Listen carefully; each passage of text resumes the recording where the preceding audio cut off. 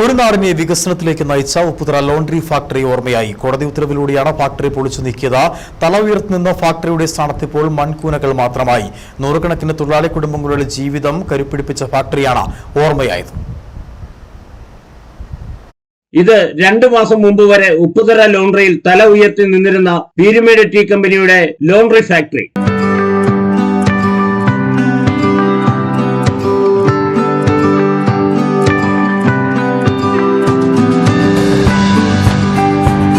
ഇത് ഫാക്ടറി നിന്നിരുന്ന സ്ഥലത്തെ ഇപ്പോഴത്തെ അവസ്ഥയാണ്.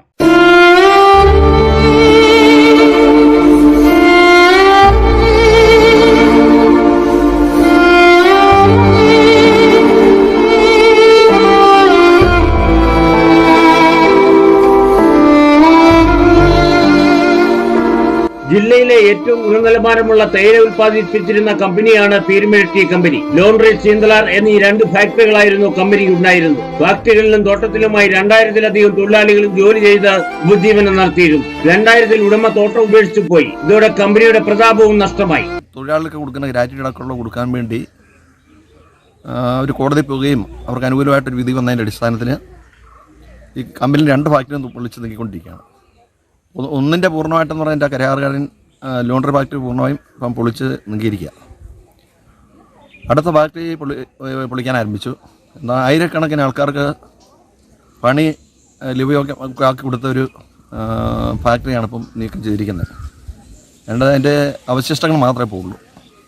ബാക്കിയുള്ള അടുത്ത ഫാക്ടറിയും പൊളിച്ച് എന്നേക്കുമായിട്ട് നമ്മുടെ ഈ 2 ഫാക്ടറി തൊഴിലാളികളെ സംബന്ധിച്ച് നഷ്ടമായി മാറിയിരിക്കുക. ഹൈക്കോടതി ഉത്തരവ് വാങ്ങി ഉടമ ഫാക്ടറികൾ പൊളിക്കാനായി വിറ്റു. ലോണ്ടറി ഫാക്ടറി പൂർണ്ണമായി പൊളിച്ചു നീക്കുകയും ചീന്തലാർ ഫാക്ടറി പൊളിക്കൽ ആരംഭിക്കുകയും ചെയ്തു. ടീ കമ്പനിയിലെ ഒരു തൊഴിലാളിയാണ് ഞാൻ. കഴിഞ്ഞ 30 വർഷമായിട്ട് ലോക്കൗട്ടായിരുന്നു. തുടർന്ന് ലോക്കൗട്ടിൽ തന്നെയാണ് നീങ്ങിക്കൊണ്ടിരിക്കുന്നത്. നമ്മുടെ പീരുമേട് ടീ കമ്പനി ഫാക്ടറി നിലവിലുള്ള അവസ്ഥയിൽ നിന്നും പൊളിച്ചു മാറ്റുകയും തുടർന്ന് അത് കാണുമ്പോൾ പീരുമേട് ടീ കമ്പനി തൊഴിലാളികൾ വളരെ ദുഃഖാതീരതയാണ് കാണപ്പെടുന്നത്. ആ സ്ഥലം ഇപ്പം അപ്രതീക്ഷിതമായി മാറിയിരിക്കുകയാണ്.